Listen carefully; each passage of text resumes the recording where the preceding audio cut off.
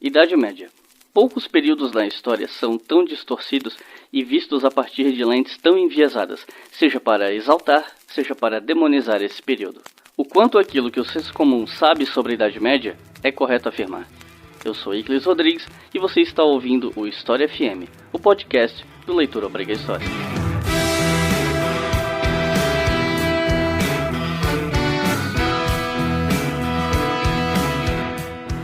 Salve ouvintes do História FM, bem-vindos ao segundo episódio do nosso podcast e hoje nós vamos falar sobre Idade Média. Afinal de contas, o que você aprendeu e continua aprendendo errado sobre esse período histórico nas redes sociais e afins? Hoje, para falar sobre esse assunto, eu trouxe duas pessoas da área, que obviamente tem muito mais qualificação para falar disso do que eu. Ao meu lado estão alguém que vocês já conhecem se ouviram o primeiro episódio. Rodrigo, se apresenta pra galera. Oi gente, eu sou o Rodrigo Prates, doutorando aqui da Universidade Federal de Santa Catarina, medievalista, e tô pra falar aqui que a Idade Média é muito mais que a Europa. E, do meu outro lado, está aqui a professora Aline Dias da Silveira, da Universidade Federal de Santa Catarina e medievalista. Por favor, Aline. Então, boa tarde, Iclis, e muito obrigada pelo convite, né?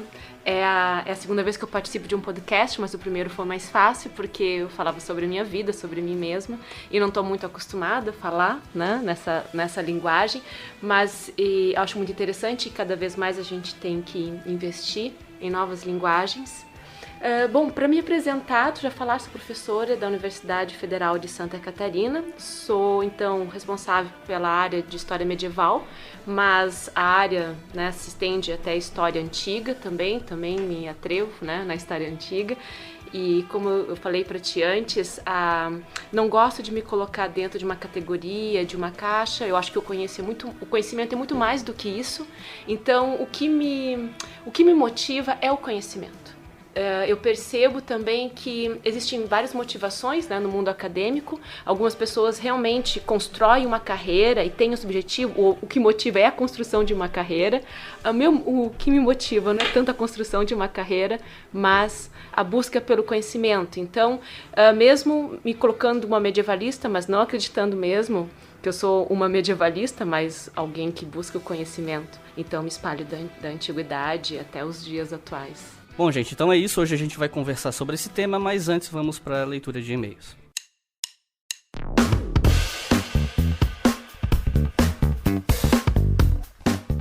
Esse segmento de comerciais que você está ouvindo, na verdade, foi gravado mais de um ano depois desse episódio ir ao ar. No original, tinha uma leitura de e-mails nessa parte, só que o episódio 2 do podcast foi o primeiro e último que eu fiz leitura de e-mail, e eu não quero induzir as pessoas que ouvem ele hoje ao erro de achar que os outros também teriam, ou algo do tipo. Sem contar que esse episódio é o mais ouvido da história do podcast, então eu quero aproveitar esse segmento de comerciais para falar para vocês que hoje o Leitura Obriga História produz não apenas esse podcast que você está ouvindo, o História FM, mas também os podcasts Estação Brasil e Colunas de Hércules. O Estação Brasil é um podcast inteiramente dedicado à história do Brasil e o Colunas de Hércules é inteiramente dedicado à história antiga.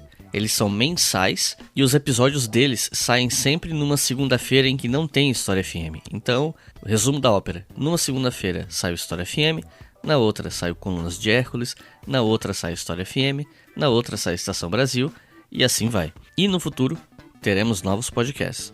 Então, se você quer apoiar todas essas iniciativas de divulgação histórica, eu gostaria de pedir que vocês acessassem o nosso Apoia-se, porque nossa campanha lá, a partir de R$2 por mês, financia todos esses podcasts, e a partir de R$5 por mês você pode ouvir esses 3 podcasts com antecedência. Pelo menos 2, 3 dias antes do episódio ir ao ar, eu costumo divulgar ele lá no nosso Apoia-se. Então, corre lá e acessa apoia.se/obrigahistoria e colabore para manter essa iniciativa educacional gratuita no ar.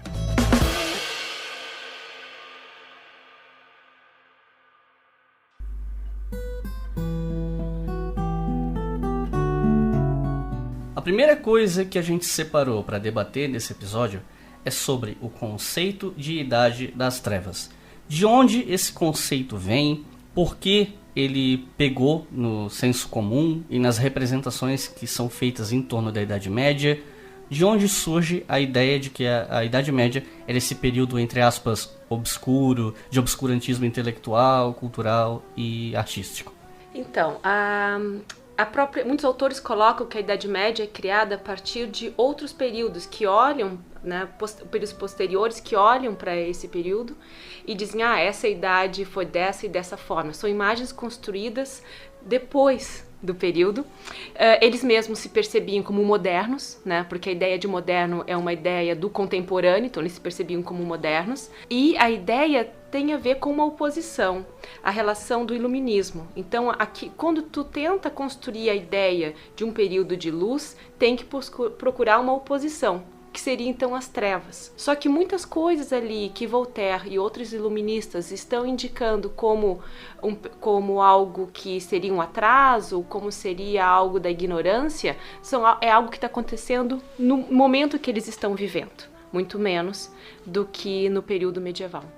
E em relação a isso, sobre essa coisa de olhar para o passado e ver uma oposição, vale citar também que a própria noção de Idade Média, né, como algo que está no meio. Quem estuda história meio que já está vacinado em relação a esse debate, mas é uma coisa que o público geral muitas vezes não para pensar. Idade Média por quê? Meio de quê? Então, Petrarca, no século XIV, já começa a falar do medievo, que ele está olhando... a partir do século XIV, que dentro de uma cronologia habitual se coloca como ainda sendo esse período medieval, mas já a partir do século XIV já se começa a ter elementos e que se olha para os séculos passados e se começa a buscar cada vez mais aquele passado antigo, né?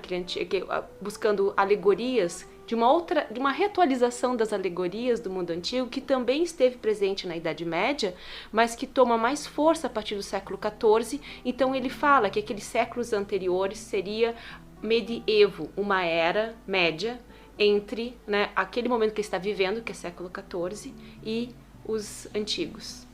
Quando você falou Petrarca, eu juro que eu achei que você ia falar Petralha. É isso que dá ficar muito tempo na internet.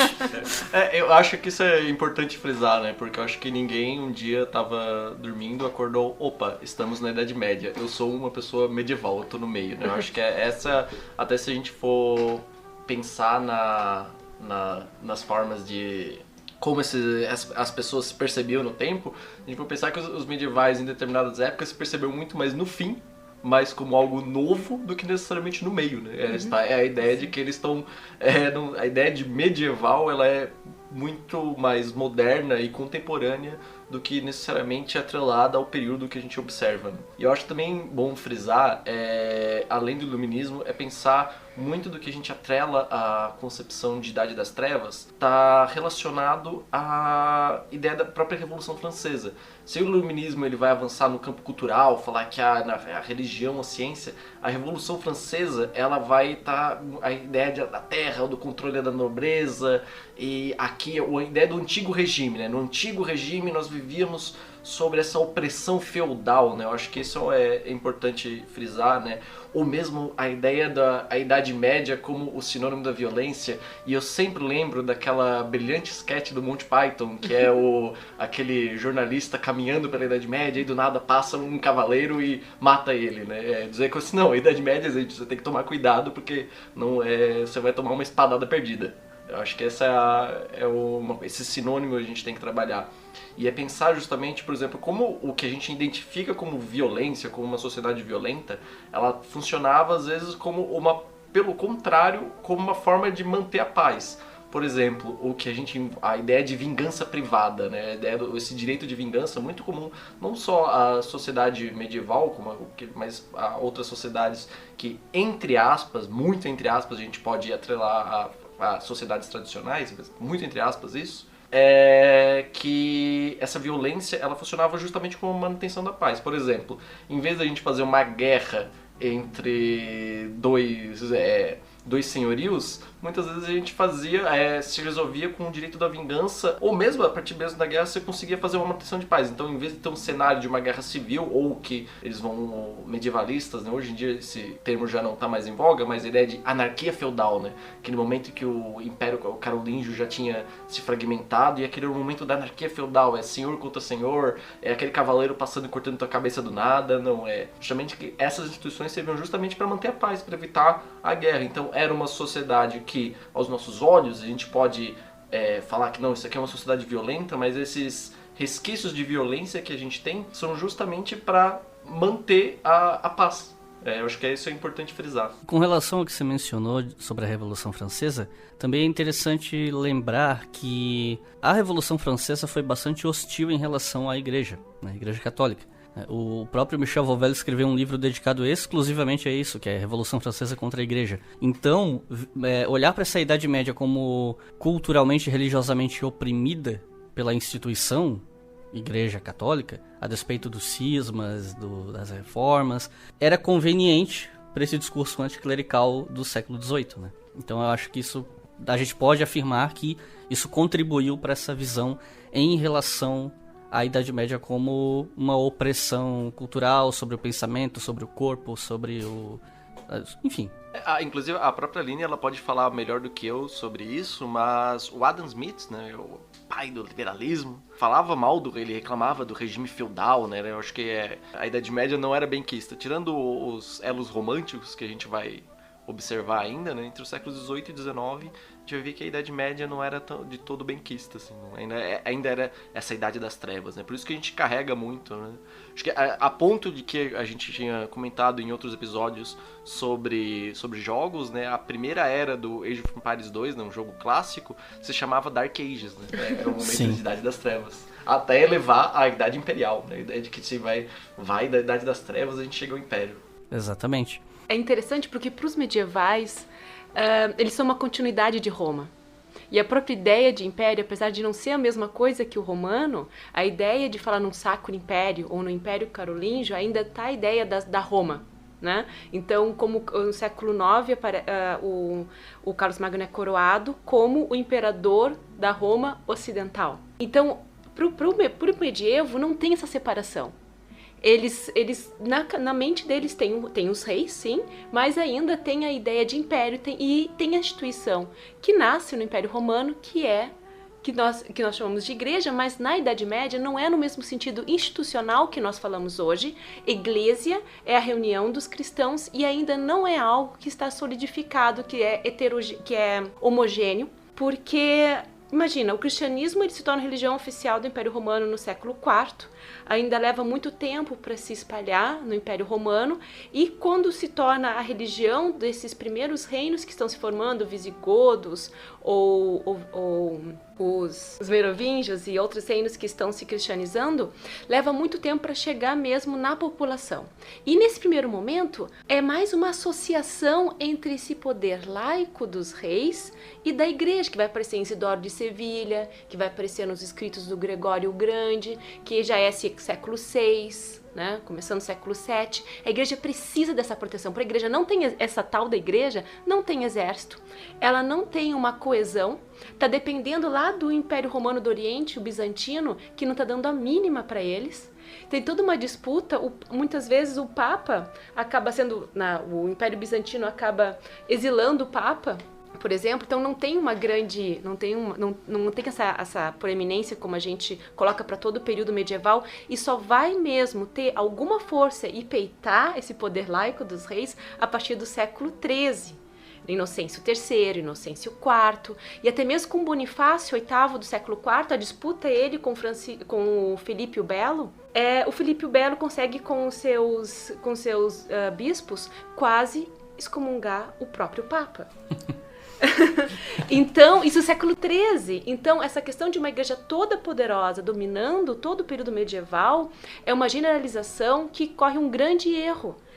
A igreja está se construindo em acordo com esse poder laico, e essa questão de entrar também para a maioria da população, de oprimir a maioria da população. Imagina, o padre lá na aldeia está falando em latim, de costas para os fiéis, e que que está dizendo coisas que eles não estão entendendo, e as festas, e para que tenha essa cristianização. Há um sincretismo onde as festas antigas são associadas ao calendário cristão, onde os costumes, onde é para simpatia, superstições, são todas consideradas para a igreja para ganhar esses fiéis.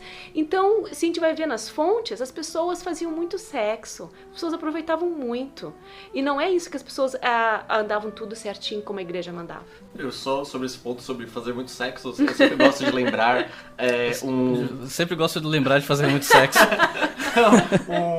um monarca aragonês que tinha como você deve saber, os monarcas normalmente têm aquele título, aquele vírgula, né? Jaime, o Conquistador, Pepino, o Breve, e você tem Afonso o Casto, e ele era casto porque não porque ele morreu casto, mas porque ele aparentemente ele não traiu a esposa dele, ele não tinha outros casos. Então a castidade tá atrelada simplesmente pelo fato dele não fazer sexo fora do casamento. O que significa que se ele tinha o título de o casto por fazer isso, a gente pode supor que os outros monarcas que não tinham esse título de o casto faziam isso. Para os parâmetros de hoje, chamar ele de o casto é tipo dar biscoito por fazer o mínimo, seria isso? Isso, tá dando biscoito. Entendi. O pessoal foi bem biscoiteiro nessa hora. Ok.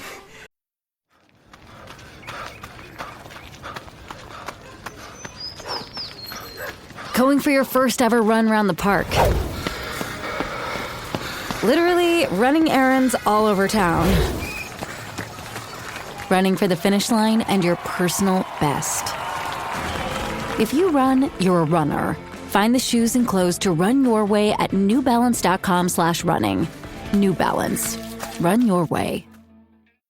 E quando a gente fala em a religião oprimindo a população e tal, uma coisa que eu, vez ou outra, estou escutando, eu já cheguei a engajar em discussões com pessoas sobre isso, que não queriam aceitar o ponto de vista que eu estava apresentando, que é a ideia das ciências na Idade Média. Porque existe essa concepção de que se não fosse a igreja, a ciência seria muito mais avançada. E a gente sabe que isso é balela. A gente sabe que, assim, vertentes religiosas, indivíduos, às vezes a instituição, ela se coloca contra alguns avanços sobre algumas pesquisas. A gente sabe que isso existe. Mas daí a deduzir. Primeiro que história contrafactual não é história, né? Já começa por aí. A história não é feita de ser. A gente não pode ficar aqui especulando que se não fosse a igreja, a ciência, sabe, carros voadores. Não, desculpa, não é assim que funciona a história. E então eu queria voltar nesse tema sobre ciências na Idade Média, por ser um período que produziu muita coisa, que viu o surgimento de universidades ainda que bem diferentes do modelo atual,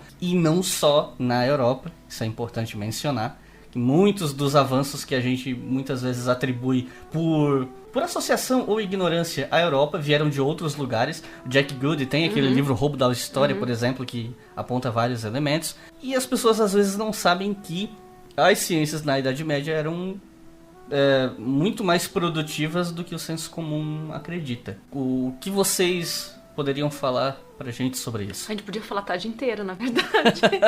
Mas assim, muito do desenvolvimento científico se deu também dentro da igreja, também nas cortes. Sim. Não está só atrelado à igreja, às bibliotecas das igrejas ou dos mosteiros, mas as cortes também, que principalmente a partir do século XI, XII, principalmente as cortes mediterrânicas, por causa do contato com o mundo muçulmano, tiveram muita curiosidade e investiram bastante. Os patronos, como o Roger I na Normandia, Afonso X na Península Ibérica, mas a gente pode falar de muitos outros, principalmente nesse mundo mediterrâneo, por causa dessa presença muçulmana também no território. Por quê? Porque com a expansão do mundo muçulmano, que chega lá na fronteira da China, do que era a China, né, com a Batalha de Talas, no norte da Índia, e Egito, e também toda aquela parte do antigo Império Romano, do Oriente, o acesso que eles têm com o mundo persa, não só o mundo grego, muitos falam do mundo grego, mas a gente fala do mundo persa, né? Chinês, indiano, que já tem uma matemática, uma astronomia e medicina extremamente avançada. Eles fazem uma súmula, reunindo o conhecimento grego, egípcio, persa, indiano e chinês, pensando no papel. O papel vem da China através dos árabes, e tudo isso começa a ferver dentro desse Mediterrâneo e chega nessa Europa do Sul. Quer dizer, é algo que mesmo essa igreja, que ainda nem está constituída enquanto uma instituição forte, poderia, mesmo se quisesse, impedir. Porque são avanços de tecnologia que vão ajudar numa produção melhor, que vão ajudar em muitas coisas. E o interessante dessa questão de ciência é definir também o que a gente está chamando de ciência. Eu adoro falar sobre isso, porque o que a gente está definindo agora como ciência, como a maioria das pessoas, não para pensar que não é uma coisa natural. Não é assim, olha, ciência sempre foi assim.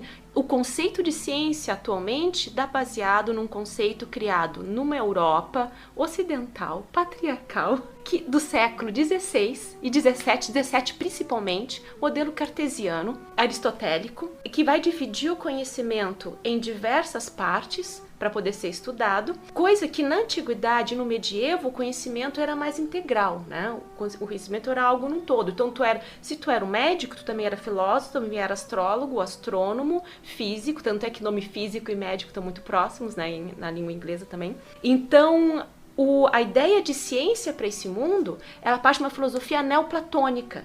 E a filosofia neoplatônica, que vai se desenvolver no final da antiguidade, durante todo o medievo, nas 3 religiões monoteístas, cristianismo, judaísmo e o islã, está baseado nessa relação do micro e do macrocosmos e de um conhecimento integrado. O que vai acontecer depois no século XVII vai prevalecer uma perspectiva aristotélica e cartesiana, com Descartes, que vai dividir esse conhecimento e que vai perceber o conhecimento e a ciência de uma outra forma. Mas são só 2 caminhos diferentes de perceber a ciência. Isso não quer dizer que o neoplatonismo acabou. Não, o neoplatonismo continuou e a gente vai ver na filosofia moderna, no século XX, resquícios dessa percepção da relação do micro e do macrocosmo em muitos filósofos e também na ciência. E tem um cara que eu estava lendo, que o pessoal deve conhecer, porque ele faz sucesso por causa daquela série do cara que começa a fazer drogas. Breaking Bad.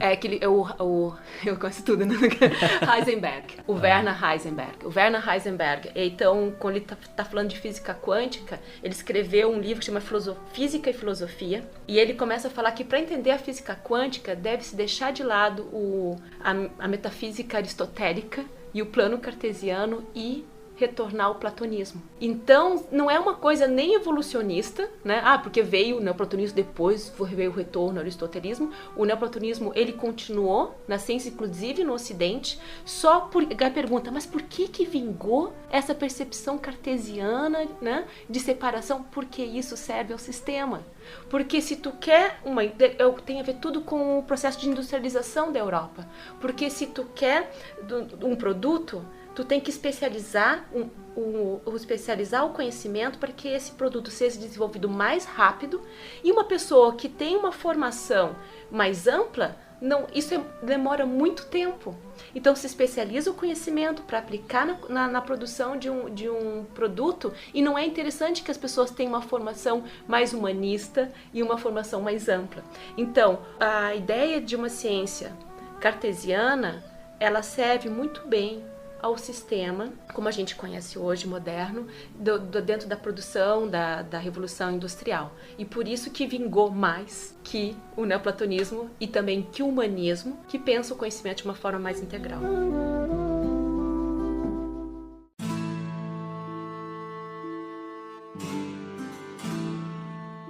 Bom, um outro conceito que é bastante conhecido, ao menos de nome, e que também gera algumas discussões, alguns debates, é o conceito de feudalismo. Que, quando se fala em Idade Média, muita gente, não, Idade Média é o feudalismo, é o sistema feudal, é aquela economia assim, assim, assado. E eu, de certa forma, durante muito tempo, foquei muito no feudalismo por conta de um livro didático que eu tive na 5ª série.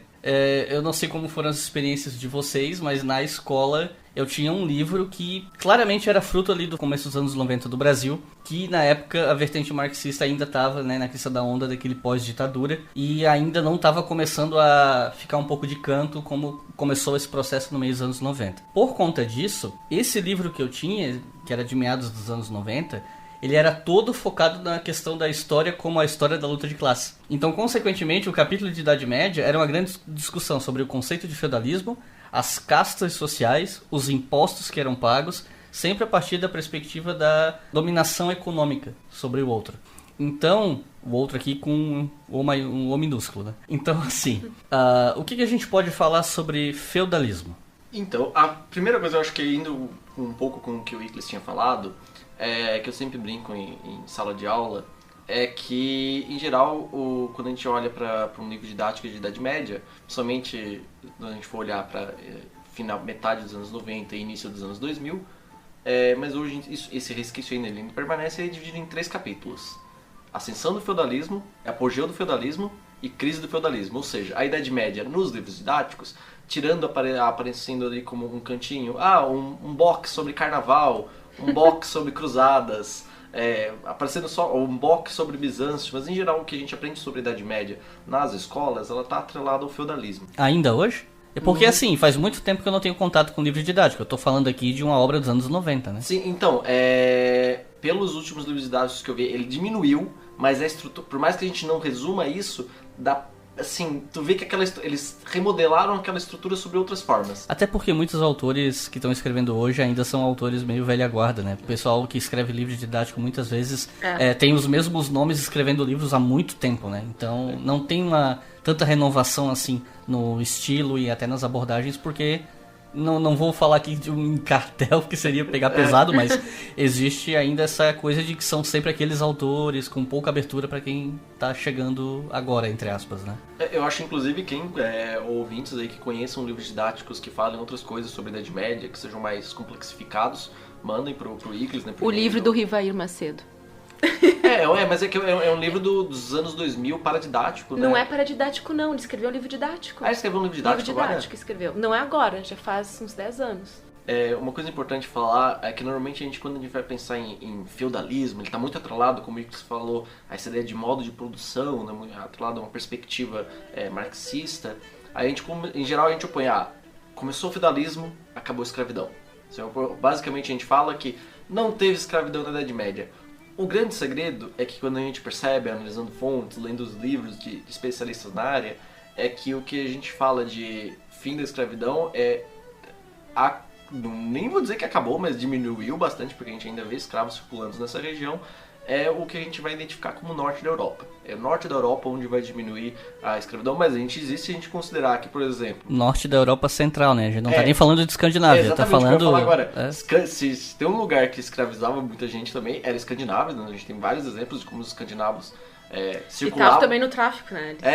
E eles circulavam, eles faziam realmente uma circulação de escravos pelo mundo, né? Se a gente for pensar escravos eslavos na tanto que o próprio termo eslavos, né? A gente é sempre bom lembrar, né? Slaves, né? Vem de eslavos, né? E como eles faziam circular esses escravos, né? Inclusive tem um livro, assim, pra quem tiver interesse, eu acho que vale muito a pena olhar, que é o Slavery After Rome, que tem um recorte temporal de 500 a 1100, publicado pela Oxford University Press, que ele vai discutir exatamente a possibilidade de escravidão na Idade Média. A gente vai ver que a escravidão, tirando essa região o norte da Europa Central, a escravidão permaneceu, ela circulou. Península Ibérica era um lugar que tinha muitos escravos. A gente vê revisionismos com pouco ou nenhum fundamento que vão cair em falácias, não precisamos de cotas raciais porque negros já escravizaram brancos. Eles usam isso como exemplo da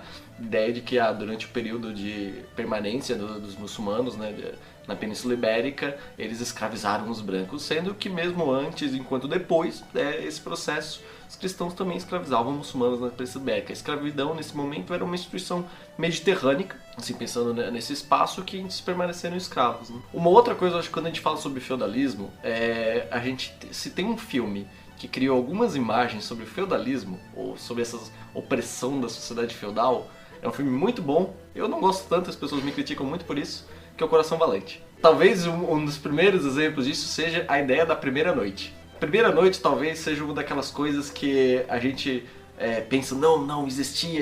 Aí por muito tempo falando, não, gente, primeira noite era um negócio, não existia de jeito nenhum. Não é nem para um lado nem para o outro. Não vou defender a terceira via aqui, gente, pelo amor de Deus. Mas... Isentão. Isentão da prima nocta.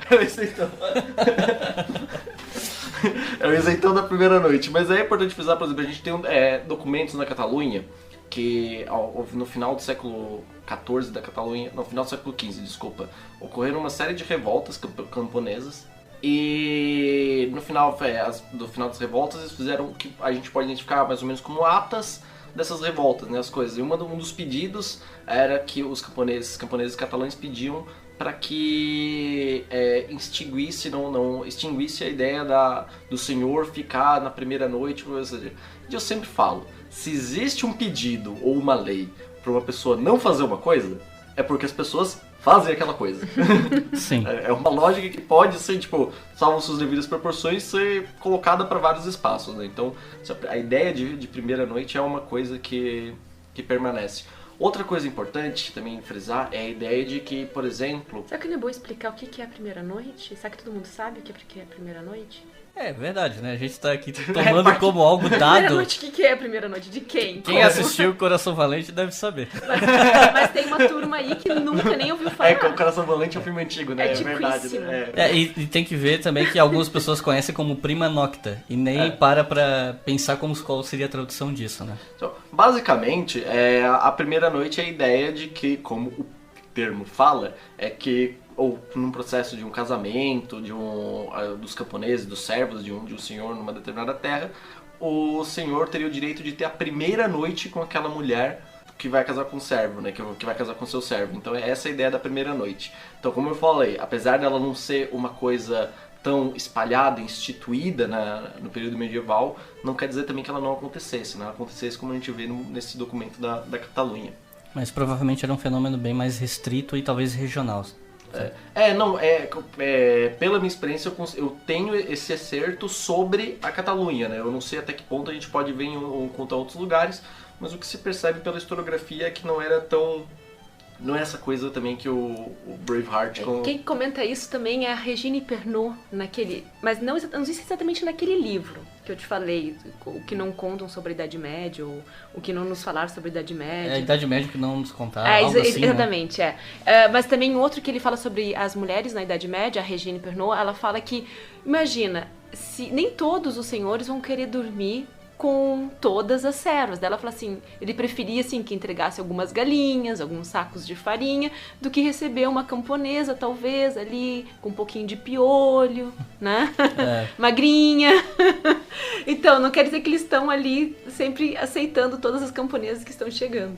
É aquele olhar para a história como uma eterna luta de opressores versus oprimidos e em todas as instâncias da vida, né? A gente sabe que opressão é uma coisa que percorre toda a história. Sim, em poder e tudo, mas isso em algumas análises pode enviesar de tal maneira que se dá uma dimensão maior a certas coisas do que elas poderiam de fato ter tido num período anterior. Eu posso fazer mais um comentáriozinho? Claro. Então, disso mesmo que tu falaste, assim, isso pode parecer aqui que é algo que um clichê da história, né?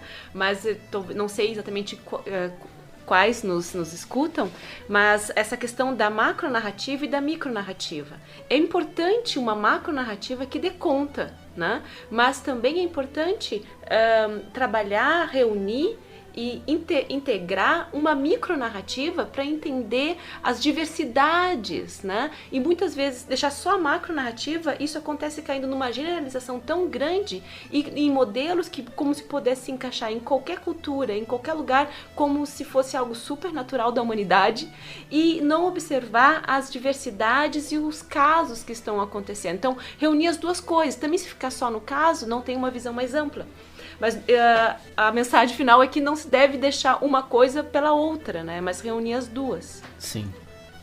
Uma outra coisa importante de frisar é a ideia também, essa imagem que a gente tem que esses camponeses e servos assistiam bestializados a impostos e nós não vamos fazer nada e pronto, né? A gente tem que entender que essa ideia do que a gente entende como feudalismo é uma relação social de dom e contradom, né? Um dá e o outro recebe. E isso a gente tem um exemplo interessante que acontece mais ou menos nos séculos 12 e 13 no norte de Castela, em Sarragão.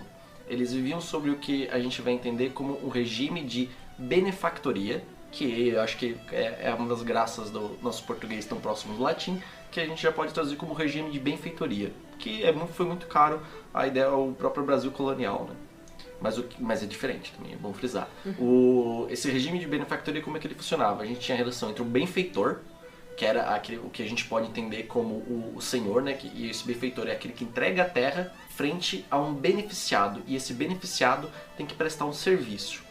Em geral, ela está atrelada em terras temporárias, ou seja, que vai durar só um tempo, terras vitalícias, que vão durar a vida desse camponês, desse servo, desse beneficiado, ou hereditárias, mas a gente tem a maioria delas são entre temporárias e vitalícias. Havia casos, por exemplo, que alguns senhores servos, esses camponeses, esses beneficiados, podiam ter até 2 benfeitores, o que gerava alguns problemas, porque às vezes um benfeitor podia entrar em guerra contra o benfeitor, e aí esse beneficiado aí tinha que ter um trabalho para circular, né, para ver para qual lado ele ia. E aí a gente tem uma coisa muito interessante, que foi no século XIII, a Revolta de Sarragum. Qual foi a questão da Revolta de Sarragum?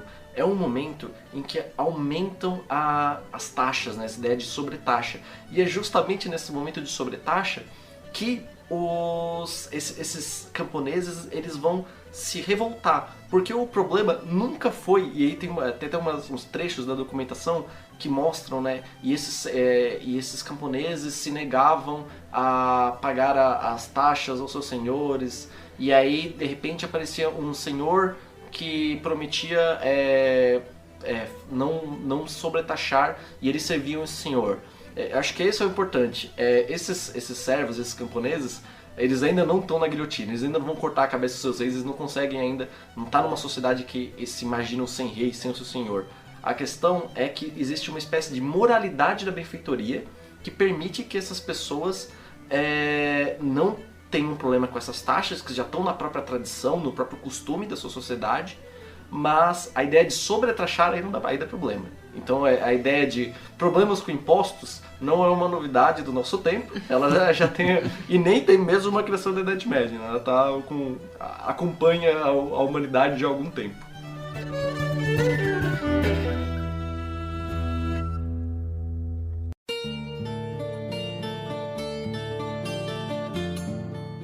Uma outra questão que a gente precisa mencionar, já que a gente falou em termos de poder, de opressão e de diferentes formas de dominação ou controle social que se atribuem à Idade Média, consequentemente a gente tem que falar sobre a questão de sexualidade, de questões como era ser homem ou mulher na Idade Média, questão de gênero, como era a questão de ser homossexual na Idade Média. Tem uma série de outras questões relacionadas ao comportamento, ao cotidiano, que a gente já falou um pouco, mas eu acho que a gente pode talvez complementar aqui, baseado no que vocês tiveram contato com pesquisas, fontes, etc. O que vocês teriam a dizer a respeito sobre isso? Eu trabalhei já com algumas documentações que mostravam algumas cenas que são interessantes para a gente pensar, e eu quero pensar o que, obviamente, esses documentos, no caso, um desses documentos, ele é feito por um homem, então ele tem esse filtro masculino, mas tem um outro documento que a gente pode entender um pouco mais sobre o que uma mulher achava bonito e interessante num homem no período medieval. Eu vou começar por esse, que são as cartas de Abelardo e Heloísa, né? Apesar de ter alguns historiadores falarem que na verdade a Heloísa não escreveu, mas isso é um tanto quanto problemático, não negar essa autoria a Heloísa, né? Mas a Heloísa, ela tem uma das cartas, agora não me lembro qual o período, que ela escreve, e é muito interessante, que ela fala o que ela achou de interessante no Abelardo. Ela achou interessante no Abelardo que ele sabia cantar bem, que ele tocava bem os instrumentos, que ele era eloquente na fala. Ou seja, ele era basicamente um estudante de humanas que cantava Legião Urbana na hora do luau. Nos meus tempos de ter banda, os meus amigos chamavam isso de Maria Palheta. Tadinha de Heloísa. Eu não tô dizendo que ela era. Sim, mas considerando que a Heloísa também não é o modelo da maioria das mulheres no mundo medieval, né? Sim. Porque ela sabia grego, latim, discutia filosofia frente a frente com o Abelardo. Eu imagino que ela deveria gostar mesmo da intelectualidade que chamava a atenção ela. Não quer dizer que todas as mulheres Exatamente. Eram assim. E também diz respeito a um período específico, um local em particular, né? Tem toda uma... Não, mas foi um bom exemplo, Rodrigo. Tem um outro exemplo interessante para falar sobre essa questão do desejo. E aí, aqui nesse caso, é aquele que passa por um documento de um filtro masculino, que é a Crônica de 1344, escrita pelo Pedro Afonso de Barcelos. Tem uma narrativa que é muito interessante. Agora eu vou me esquecer o nome do nobre que ele cita, que era um nobre que era obrigado a andar com luvas na mão, porque ele tinha mãos tão bonitas que as pessoas se jogavam porque ele, nossa, você tem mãos lindas. E tem uma cena que é muito interessante, que ele tá conversando com uma dama, uma senhora, ele era um cavaleiro andante, e ele tirou as luvas, aquela senhora perguntou de que terra e de que linhagem tu vem, porque olha, eu tô querendo casar, você tem mãos lindas. Então, essa questão é muito difícil saber exatamente sobre a questão da sexualidade na Idade Média, obviamente, porque depende da fonte e não tem como a gente desvincular nossos próprios conceitos. Sim. Em relação do que é saber como as pessoas se sentiam. Então é sempre muito delicado. Sim. Né? Delicado para um período tão distante do nosso. E a gente agora está falando principalmente de Europa, né? A gente pode misturar um pouquinho. E se for pensar no mundo muçulmano, no mundo bizantino, só para pensar ali ao redor do Mediterrâneo, e mesmo dentro da Europa, uma Europa mediterrânea, uma Europa mais ao norte, se pensar em vikings, isso vai ter uma diversidade muito grande do que é, daí dependendo da fonte, qual é o papel da mulher naquela sociedade.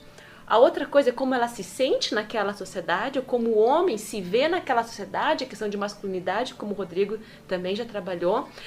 O que é definido por fontes mais oficiais, como se fala, né, o historiador, a questão da igreja, como é que a igreja vai definir o que é mulher, o que é homem, e quais são as posições, e o que as pessoas estão sentindo. Então, para saber se aproximar do que as pessoas sentem, a gente tem que ir para a poesia, tem que ir para a literatura. E então vai se encontrar muitas escritas femininas naquela época. E escritas também, o que aparece muito, também muitas poesias masculinas, mas o que me parece, o que dá um toque, o eu lírico ali está muito forte no mundo muçulmano. E no mundo muçulmano, talvez pela tradição persa também, que vem junto, a questão da homossexualidade é grande. Então o poeta... o rei canta o seu amor por um rapaz que é o que ele compara com gazela. Então isso não é uma coisa proibida, não, ele canta, é a poesia para ser cantado. Então a gente tem uma imagem do mundo muçulmano, né, que muitas vezes a pessoa pode ficar assim surpresa com o que vai encontrar na poesia árabe medieval, mas porque tem que pensar que não é uma unidade também, né, assim como no mundo cristão não é uma unidade nem cultural nem religiosa. Apesar de todos, eu sou muçulmano, eu sou cristão, mas essa unidade não tem. Nem étnica, como muita gente acha. Não, muito menos étnica, muito menos étnica.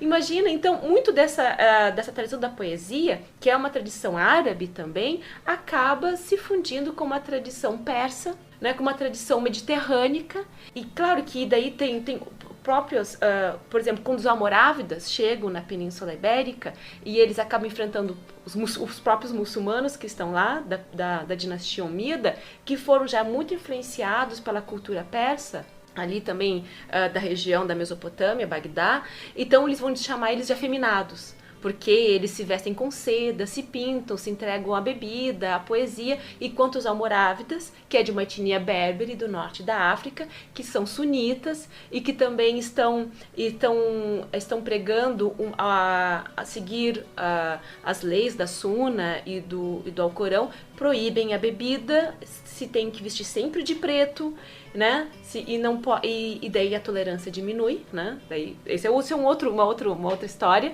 mas que eu quero dizer que mostrar essa diversidade de fontes, essa diversidade cultural, étnica, mesmo dentro de uma coisa que a gente fala assim, o mundo islâmico, ou o mundo árabe, ou o mundo cristão. Tem uma diversidade muito grande e mesmo numa região, pode ter percepções diferentes, usando fontes diferentes. Então, voltando para a Europa, a Marie de France, que vai escrever várias histórias também, poesia, que ela faz o trabalho dos irmãos Grimm no século XII. Ela diz, muitos falaram sobre os poetas da antiguidade, sobre os filósofos da antiguidade. Eu resolvi agora falar daquilo que o povo conta antes que se perca. Ela começa a contar a história, mas para uma perspectiva feminina. Então se dá para ver um pouco dos anseios femininos. A questão daí nas histórias dela tem as mulheres presas na torre, mas daí não é uma bruxa, é um marido ciumento e velho com que ela foi obrigada a casar. Daí tu vê como é que elas se sentem dentro desse universo. Uma outra, daí mais adiante, 2 séculos depois, ou quase 3 séculos depois, tem a Christine de Pizan, que daí ela vai ser mais combativa, falando de uma posição feminina, também criticando a forma como muitos escrevem sobre o que deve ser a mulher, e ela dizendo que ela não se enxerga dessa forma. E ela não foi queimada, ela não foi proibida, né? Mas isso é uma longa conversa também, porque tem várias relações que ela pôde se manter. Mas com isso, finalmente, tem diversas perspectivas, fontes de como tentar se aproximar um pouco de como as pessoas se percebiam e agiam desse mundo medieval. Só essa conversa que a gente teve aqui sobre diversidade já quebra uma série de concepções a respeito de uma Idade Média austera e muito controladora, porque muito do que a gente aprende superficialmente sobre esse período vem de uma perspectiva que eu acredito que tenha vindo especialmente dessas construções negativas sobre instituições do passado, do século XVIII, XIX, que são difíceis de eliminar ou deixar de lado.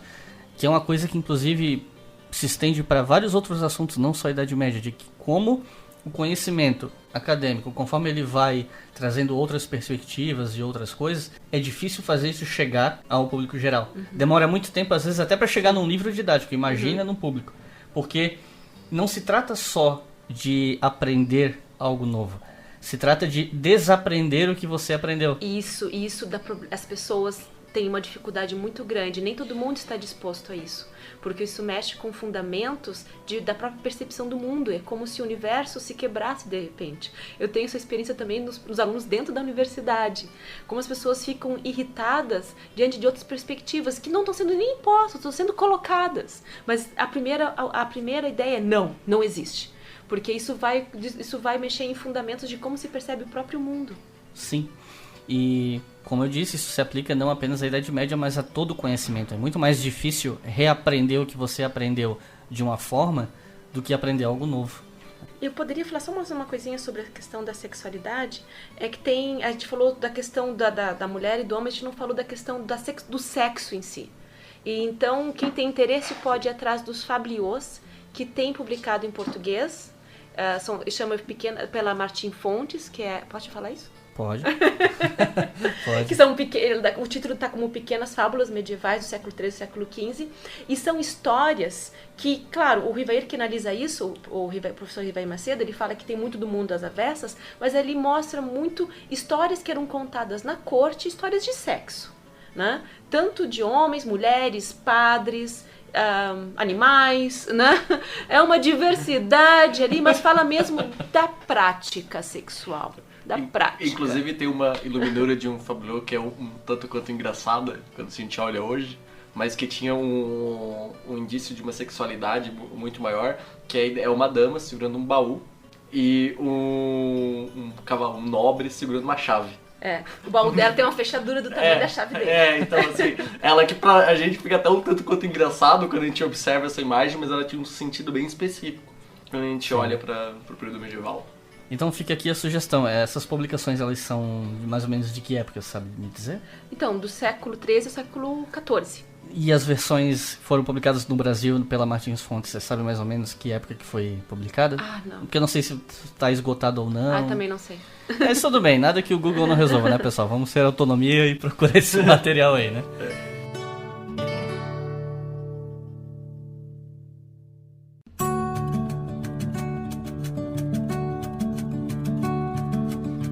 Chegamos então à terceira parte do programa, onde a gente vai falar sobre essa oposição entre a ideia de Ocidente e Oriente, que dá pano para manga para falar até século XXI. Mas vamos tentar nos conter dentro desse período medieval, apesar das várias conexões que a gente é obrigado a fazer com relação ao presente, vocês vão entender. Mas primeiro, vamos ouvir a pergunta do espectador no quadro Vox Populi.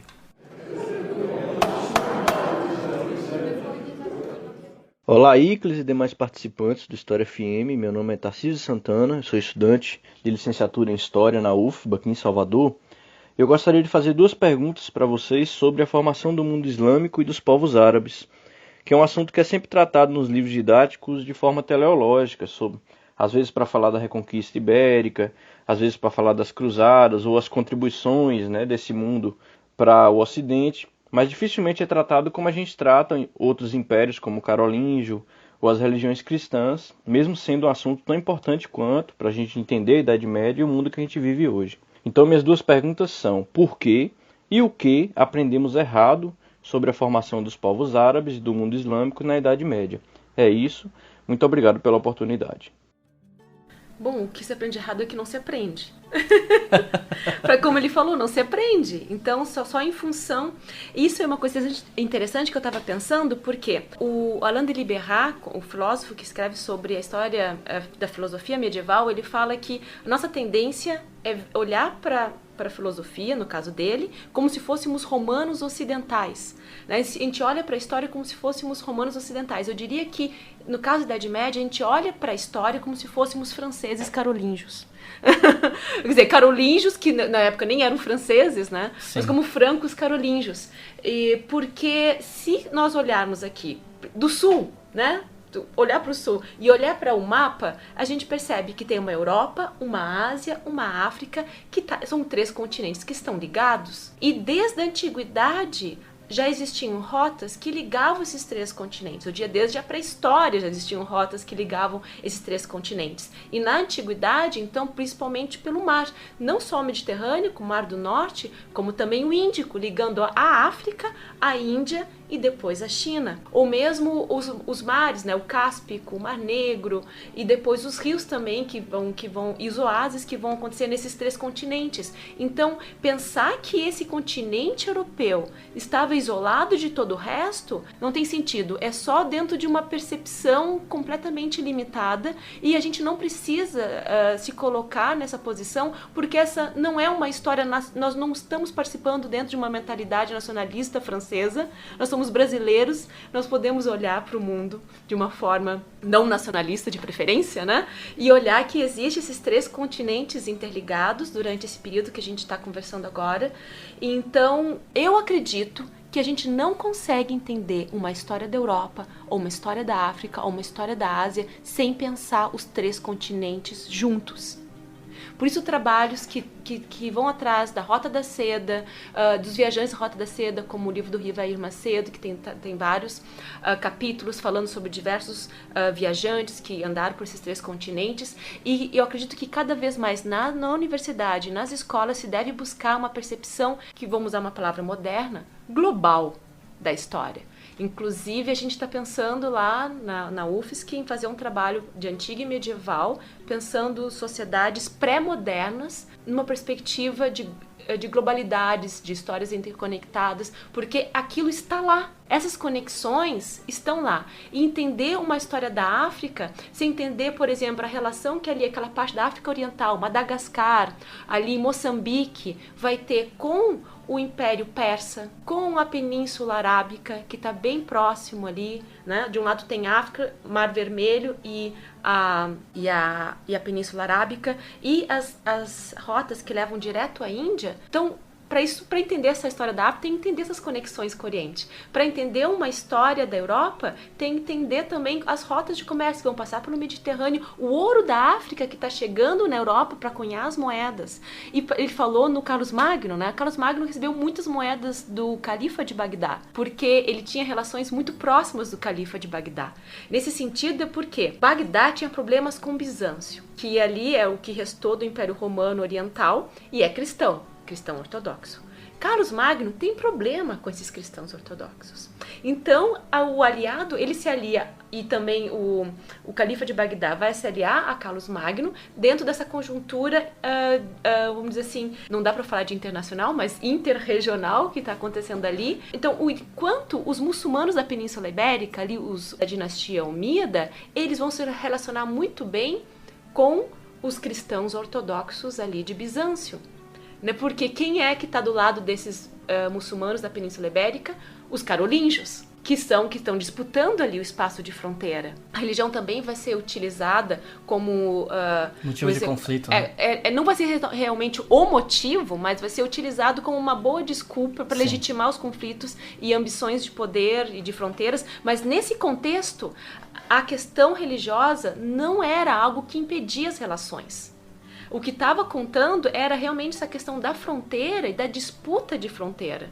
Então, tu podia te aliar com um soberano de uma outra religião se isso fosse te trazer benefícios. E, inclusive, sobre essa questão de conectar esses 3 continentes e pensar a história com eles conectados, a gente não só tem que levar em consideração que a história que a gente aprende sobre a Idade Média é muito focada na Europa, mas também que quando a gente fala de contatos, isso foi até, estava ali na pergunta, os contatos são sempre mostrados a partir do conflito. Então, por exemplo, as cruzadas, acho que são talvez os eventos históricos mais citados de contato entre esse tal mundo cristão e o tal mundo muçulmano, como se fossem 2 coisas bem separadinhas e homogêneas, 2 mundos se colidindo. Então, se você reconhece o contato, quando você reconhece que o mundo é maior do que isso, se dá a partir do conflito. Só porque houve o conflito, porque esse contato foi mais violento. E a gente não reconhece esses outros e essa história conectada a parte do conflito, né? Fora isso. E tem uma coisa que eu acho também importante frisar, o que está por trás, eu acho que retomando a pergunta do ouvinte, então por que de fato a gente não estuda uma dinastia de algum espaço muçulmano do mesmo jeito que a gente estuda os carolíngios, porque a gente sabe quem são os carolíngios, mas a gente não consegue identificar outros espaços. Tá na própria ideia do que a gente deve estudar como história. E a gente, por exemplo, por que as pessoas ensinam, porque hoje em dia tem uma série de discussões, mas qual é o motivo de ter Idade Média e Idade Antiga? Por que tem Roma? Por que tem carolíngios numa história que a gente ensina aqui no Brasil? Porque a ideia é que, não, eles estão próximos da gente, eles têm vínculo com a gente. Do mesmo jeito, por que se estuda só os muçulmanos no momento de cruzadas? Porque é o momento que se estabelece pelos vínculos. O problema tá quando a gente está numa história que ela só faz sentido quando a gente pensa pelos vínculos. Eu só vou estudar isso porque isso tá ligado à minha história. A gente poderia chamar de esse é o grande problema de uma história que seja ocidental-cêntrica, Brasil-cêntrica, que é um debate que já foi desenvolvido nos últimos anos, né, que teve uma série de problemas aí na questão da composição do currículo escolar, que é a ideia que a gente não pode estudar uma coisa só porque tem um vínculo com nossa nacionalidade ou com nossa identidade. A gente tem que estudar as múltiplas experiências humanas, né? Isso aí é interessante, porque a própria ideia, pensando a ideia de consciência enquanto humanidade. Se a gente for pensar, pensando no Husserl, muitos estudantes de história que acabam lendo o Ian Husserl, principalmente na parte das didáticas e tudo mais. Mas a consciência histórica que ele está falando não é exatamente uma consciência política, mas é uma consciência na formação do próprio ser. É uma consciência de tempo. É uma consciência de experiência de tempo. Então a história não é algo só para te ter um conhecimento de algo que aconteceu no passado. A história, ela te possibilita tu alargar a tua consciência, a tua experiência de tempo e te colocar numa experiência de tempo da humanidade. Uma pessoa que não conhece a história em geral da humanidade, talvez ela viva, eu me coloco dentro de uma história da minha família, conheço até a minha avó, até 3 gerações. Ela constrói uma consciência dela mesma a partir disso. Se ela expande essa consciência para séculos da humanidade e se coloca como essa experiência da humanidade é uma experiência que a constitui também, a consciência dela de próprio ser é potencializada.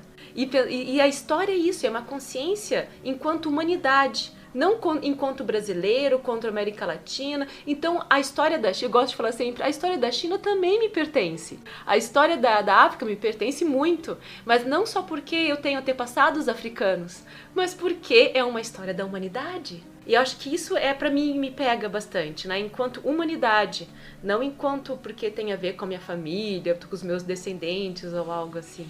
E também tem uma outra coisa, mesmo que a gente queira pensar a partir de um viés utilitarista, ainda assim a gente pode justificar esse tipo de coisa. Porque, por exemplo, a gente vive hoje em um mundo muito conectado.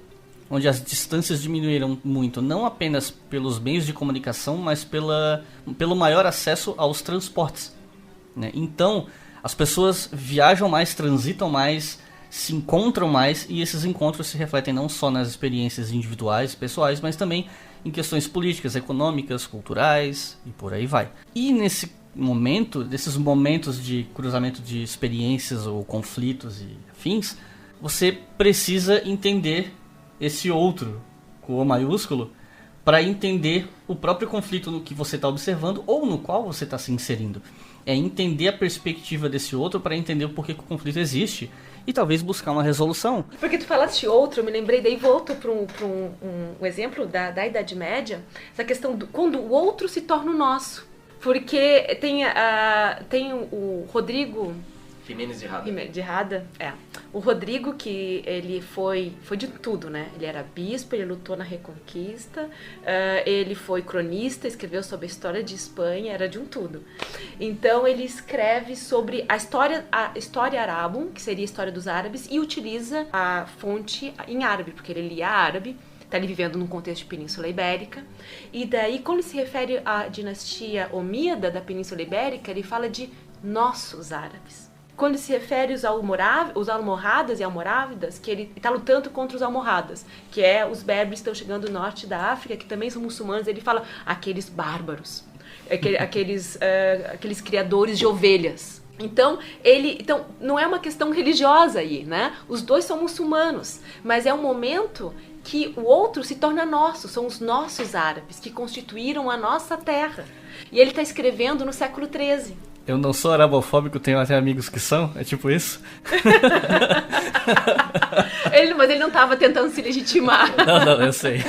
Mas assim, eu só queria também falar uma coisa, tu falou do contato. É muito mais que contato, muito mais. Transcende muito. Por exemplo, os califas omíadas da Península Ibérica, alguns eram loiros de olho azul, porque eles casavam com princesas francas. Isso não interessava na questão política e diplomática. Casamento sempre esteve dentro dessas questões diplomáticas. Então, tu casar tua filha com um califa podia dar muito status para ti, tu podia circular dentro de um outro universo, questão comercial, o que tu poderia conseguir com isso. Então, muitos califas de Bagdá eram loiros, de olho azul, porque as mães eram princesas francas ou do norte da Península Ibérica.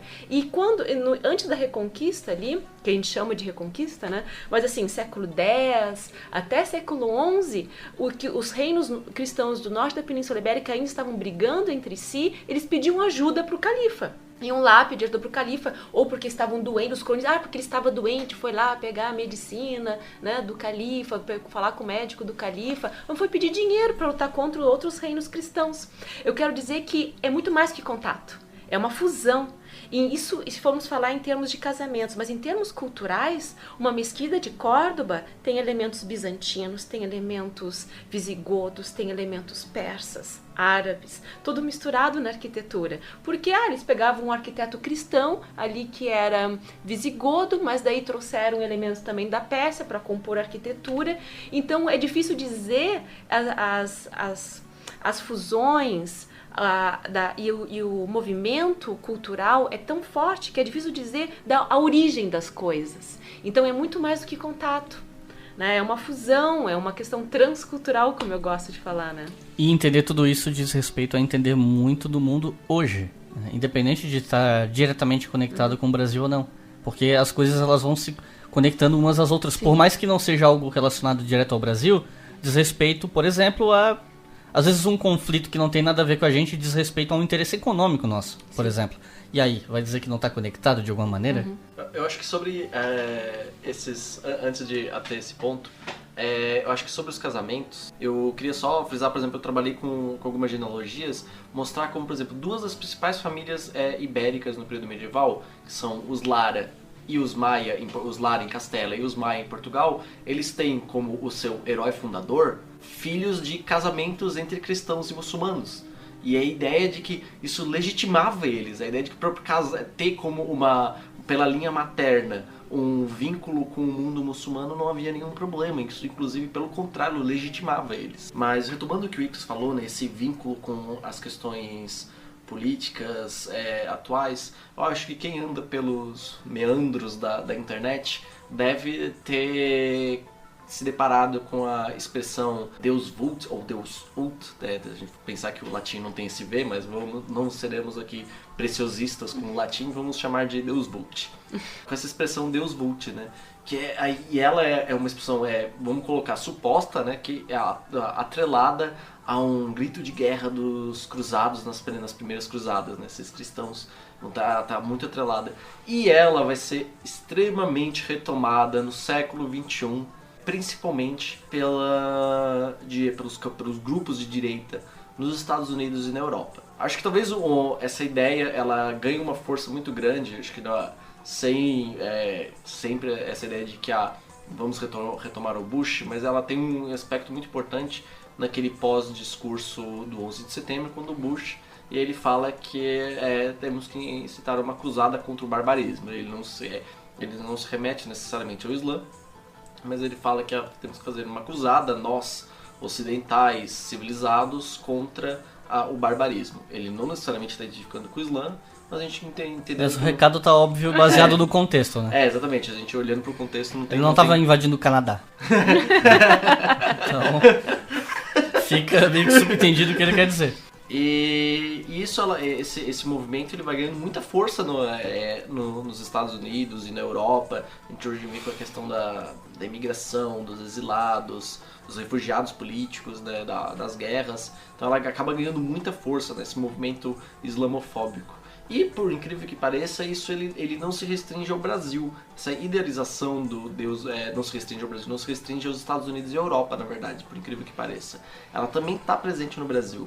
A gente vê, por exemplo, no final da eleição passada, no segundo turno, com o resultado, a gente vê, por exemplo, uma pessoa tweetar que... Deixa eu até aqui abrir o tweet da pessoa para eu fazer ipsis literis. Está decretada nova cruzada, Deus vult. E aí é interessante, já, mas como assim? Cruzada? A expressão Deus vult, ela em geral, ela está associada no século XXI, a ideia contra a islamofobia, né? Mas vamos pensar... É uma expressão islamofóbica, não contra, né? É uma expressão islamofóbica, né? O que ela expressa, né? Ela está contra imigrantes, contra a presença dos muçulmanos. Ela pode estar atrelada no Brasil, a gente pode fazer dois caminhos possíveis. O primeiro é que tá nessa ideia do Brasil se identificar como um país ocidental, europeu, cristão, toda essa identificação. Que se a gente for, às vezes, perguntar para um europeu ou mesmo para um estadunidense, ele vai falar que... Não, eu já fiz essa pergunta.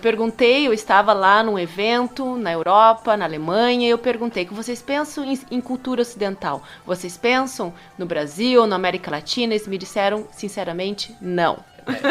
Curto e grosso. Então, esse é um espaço que, tipo, a direita brasileira, né, a gente vê muito isso acontecendo no país, né, acontecendo isso muito, elas têm essa identificação com essa cultura ocidental, e como a gente viu, o que, na verdade, normalmente a gente atrela a cultura ocidental, que seriam os europeus, eles mesmos não identificam a gente enquanto de tal maneira, né. Vamos lembrar do Choque de Civilizações do Samuel Huntington, que quando ele vai dividir o mundo em 8 civilizações gerais, a América Latina não é o Ocidente, né? Vamos lembrar disso aí. E a outra expressão, e ela acaba fazendo muito mais sentido, quando a ideia dessa cruzada, ela se estende até contra a ideia de própria esquerda. Isso é uma retórica que a gente já tinha até na própria ditadura, que era a ideia de vamos fazer uma cruzada contra os comunistas, vamos expulsar os comunistas. E não só isso, não tá atrelado só a questão da expressão cruzada, né, de fazer um grande movimento contra um inimigo. Não só isso, é porque se a gente for parar pra pensar na questão problemática dos refugiados na Europa, de todo o conflito que se tem gerado e de todos os problemas que envolvem isso, politicamente falando, quem são os grupos que costumam ser mais condescendentes ou favoráveis à vinda de refugiados? É a esquerda? É a esquerda. O campo da esquerda, não necessariamente todo, não vou falar por todas as vertentes que existem, mas em geral a esquerda é mais favorável. Por uma série de questões relacionadas tanto ao que faz esses refugiados irem para a Europa, mas também por um olhar diferente em relação a esse outro, né? E, em geral, é a direita que se opõe a isso, porque coloca esse fluxo de refugiados como algo problemático para a economia, ou diz que vai acabar com as raízes cristãs da Europa e a nossa cultura e vai tudo se misturar, e aí sempre se apela para a questão de porque esses refugiados estão vindo para cá e eles estão estuprando nossas mulheres, aí conecta com uma honra super masculinista de ultra protetora da mulher como uma figura que tem que ser protegida pelo macho alfa, que tem que ser o guerreiro que vai proteger essa sociedade. Enfim, é uma discussão muito complexa, daria um episódio inteiro. Mas eu acho que é importante ressaltar isso. No cenário político atual, em geral, costuma ser a esquerda que mais se posiciona a favor desses refugiados. E uma parte da direita liberal, mas aí existe toda a discussão de que a esquerda acusa esses liberais de vocês gostam porque é mão de obra barata. E aí o pessoal vai se contrapor e falar que, olha, independente dessa questão, a gente está de braços abertos. Então é mais complexo do que só direita e esquerda. Mas, em geral, funciona dessa forma. E, consequentemente, se atrela islamismo, a palavra islamismo e tudo que circunda isso, à esquerda, a ponto de blogs de proselitismo político liberais no Brasil, cujos nomes eu não vou citar porque eu não quero nem fazer propaganda desse monte de porcaria, e eu não tô falando de todos, mas de alguns específicos, a ponto de eles associarem até o Estado Islâmico como um grupo de esquerda. Chegam nesse absurdo. Porque é autoritário, porque é isso, que é aquilo, e a esquerda defende os muçulmanos e faz Mas toda... isso é o problema de generalizações, colocar tudo no mesmo saco. Não vamos esquecer do Império Romano Socialista, né, gente? Esses grupos são os primeiros que fazem isso, né? Mas aí é que tá. Isso não acontece por ignorância. É de caso pensado. É vender um discurso de demonização da esquerda como libertina, permissiva, que vai acabar com a nossa cultura. Que come crianças. Então, essa coisa de que vão acabar com a nossa família, vão acabar com a nossa cultura, nossas raízes. E isso me lembra um texto muito interessante do Paul Vane, naquele livro Como o Nosso Mundo se Tornou Cristão, que tem um apêndice onde ele fala sobre isso, que olha, o pessoal gosta de dizer que os valores cristãos da Europa fizeram com que a Europa se tornasse hoje esse lugar onde os direitos humanos costumam ser mais valorizados, onde há mais liberdade, onde há mais tolerância, etc. Ao contrário de outros lugares como esse mundo muçulmano, violento, opressor. E aí vem o Paul Vane e fala, olha, não foi o cristianismo que reformou a Europa. Foram os valores europeus do século XVII, XVIII que reformaram o cristianismo. Foi o contrário. Exatamente isso. Exatamente. E isso é algo inconveniente para esse discurso que quer colocar essas tais raízes cristãs, que a gente poderia ir noite adentro falando disso. É um dos problemas desse argumento. Porque para sustentar esse argumento do nós contra eles, dessa associação que se faz com as cruzadas, você precisa aceitar uma concepção equivocada da própria história europeia. Acho que é importante frisar também que esse Deus Vult, ele representa, e tudo que está atrelado com ele é um movimento, porque a gente tem que ver que nos últimos anos a direita brasileira ela passou por um processo de importação dos debates do que estava acontecendo tanto da direita norte-americana quanto da direita europeia, né? A gente importou muitos debates. E o Deus Vult veio num bolo, e o Deus Vult, é por isso que eu falo, o Deus Vult ele é muito engraçado essa importação dele, porque ele não faz sentido para a realidade brasileira. Então só mostra como ela foi uma importação com pouco debate.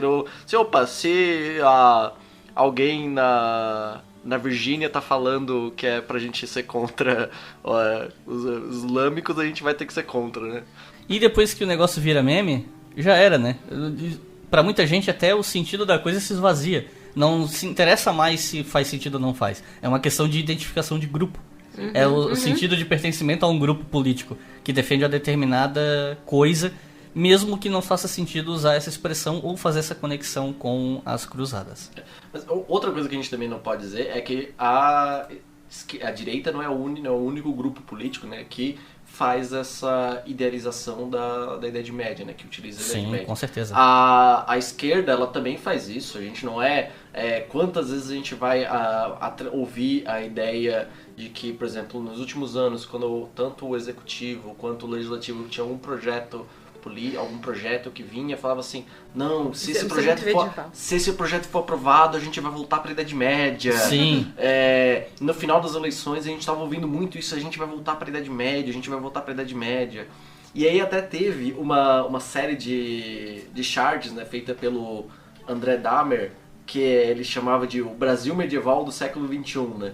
E aí tem algumas que mostra, né, um cavaleiro, né, com vestimentas brancas e uma cruz vermelha, né? Ele está identificando o que no nosso imaginário é um templário, né? E aí ele fala, vamos sair de moto para bater em alguns gays? Aí um outro cavaleiro, mas com a mesma vestimenta, desculpa cara, tirei o dia para invadir e destruir o terreno de Umbanda. Aí ele responde, sem problemas, mano, Jesus em primeiro lugar. Então a ideia, obviamente, ele pega um debate, né, uma conversa que a gente poderia muito bem ver acontecendo entre dois brasileiros, mas com essas vestimentas medievais nesse cenário medieval. Então essa Idade Média, assim, aqui, indo porque a gente começou logo no início do podcast, falando, atrelando ela à Idade das Trevas, né? Ou seja, a Idade Média, que é a Idade das Trevas. Esse é um momento que, nossa, não, a Idade Média é o lugar que a gente derruba terreno de Umbanda e bate em gay. Não esse sinônimo. Então dizer que não é só apenas a direita que faz a idealização da Idade Média, a esquerda também faz.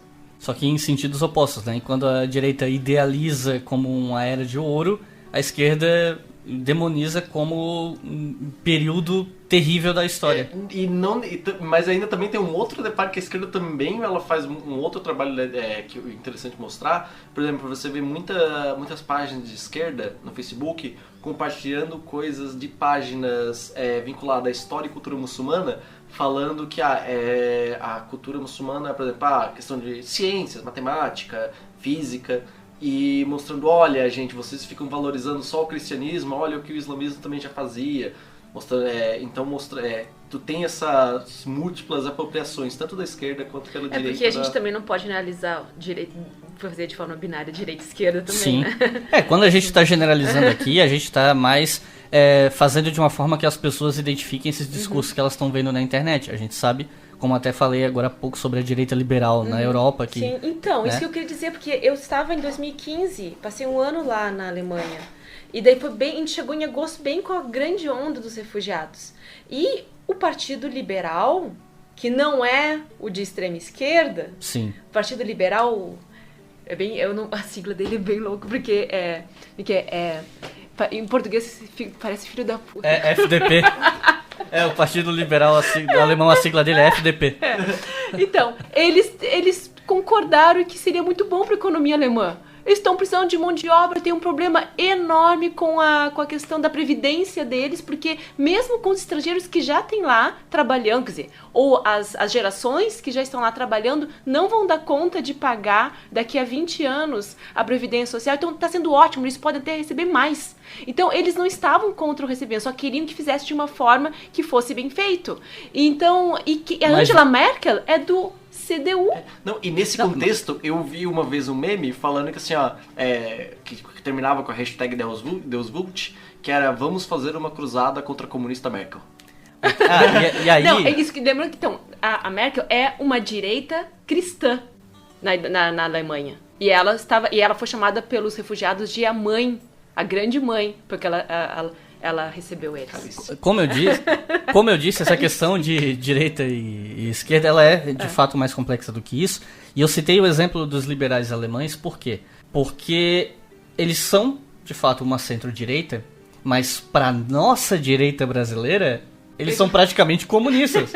E esse é o ponto. A nossa direita bebe mais da direita mais extrema e mais conservadora de Estados Unidos, Europa. Tem isso também. E foi muito engraçado como nas últimas eleições da Alemanha, eu assisti em casa, né, à tarde lá, assisti todas as eleições, os liberais faziam questão de não fazer nenhuma coligação com os de extrema. Esses de extrema que eles associam ao fascismo. Então, eles faziam questão, nós não temos nada a ver com isso. O pessoal ali da alternativa para a Alemanha, né, eles diziam, não, quem sabe, não queremos nada com vocês. Os liberais brasileiros podiam aprender com isso, né?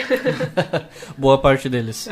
Eu sei que eu tenho muitos espectadores liberais e eu sei que alguns deles, inclusive, concordam com a gente, sabe? Já vi manifestações de espectadores que falavam, eu gostaria que os liberais no Brasil fossem mais próximos ao liberalismo clássico do que... Eu também já ouvi, durante as eleições a gente viu bastante debate, eu vi com alguns amigos meus liberais. Isso dá um pouco de esperança, né? De certa maneira, politicamente falando.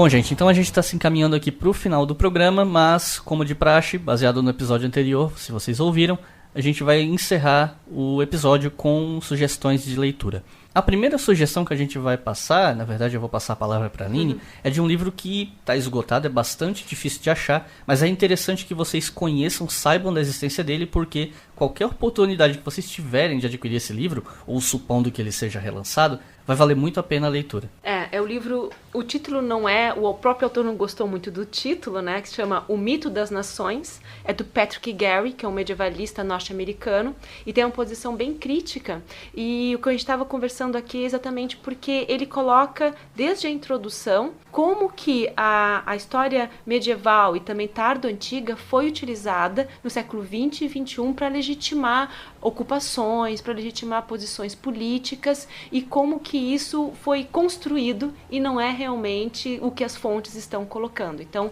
é um livro que eu sempre utilizo nas minhas aulas. Um outro livro seria um livro que fala sobre o conhecimento, sobre a filosofia na Idade Média, que eu gosto muito, que é do Alain de Libérat. Esse é mais fácil de conseguir, que é a filosofia na Idade Média. Ele começa por Bizâncio. E ele fala dessa questão de, para entender a Idade Média, tem que puxar o tecido de leste a oeste, de norte a sul. Então ele começa pelo Oriente, falando da filosofia. O outro livro, que é do Rivair Macedo, Os Viajantes da Rota da Seda, porque tem vários capítulos sobre diversos lugares da Europa, África, Ásia, chegando até a China, Europa, falando então dessa conexão entre os continentes. E Rodrigo, eu sei que você tem uma sugestão também. O outro livro que eu queria indicar, já que a gente estava falando sobre cruzadas e guerra, entender aqui um livro recente lançado por um medievalista brasileiro, Leandro Rust, Bispos Guerreiros, Violência e Fé Antes das Cruzadas. Ele foi lançado pela editora Petrópolis do ano passado ainda, então vocês vão encontrar ele de maneira fácil. Então é isso, pessoal. Muito obrigado a todo mundo que ouviu, que baixou o podcast, que está ouvindo nesse momento, que está divulgando. É uma iniciativa ainda bastante recente e eu conto com a colaboração de todos vocês. Inclusive vocês que estão ouvindo no YouTube, né? Passem adiante, porque a plataforma é bastante acessível. Muito obrigado, Rodrigo. Muito obrigado, Aline, pela presença. Espero poder contar com vocês em outros episódios sobre Idade Média no futuro, porque tem muito o que se falar sobre. Mas eu não falo só sobre Idade Média, pode me chamar para outras coisas também. Chamo, pode deixar. Fala de pode deixar. Mas quando eu for falar de Idade Média, eu quero gente que entende do assunto. Então, no mínimo sobre isso, é presença garantida, assim espero. Querem fazer alguma consideração final? A Idade Média não é só a Europa, né, gente? Isso aí, eu faço as tuas palavras, minhas palavras. Então é isso, pessoal. Muito obrigado e até a próxima.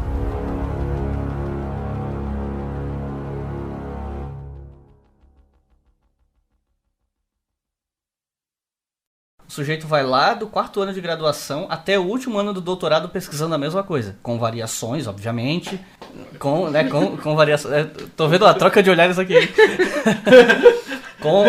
Com variações às vezes de abordagem, de recorte, ou de fontes. Mas a gente vê pessoas... É importante frisar que eu acho que não foi colocado isso aqui no podcast, a Aline é minha orientadora. Exatamente. É por isso que tá rolando uma troca de olhares aqui. O capítulo tá chegando. Doutorado de andamento é isso, né?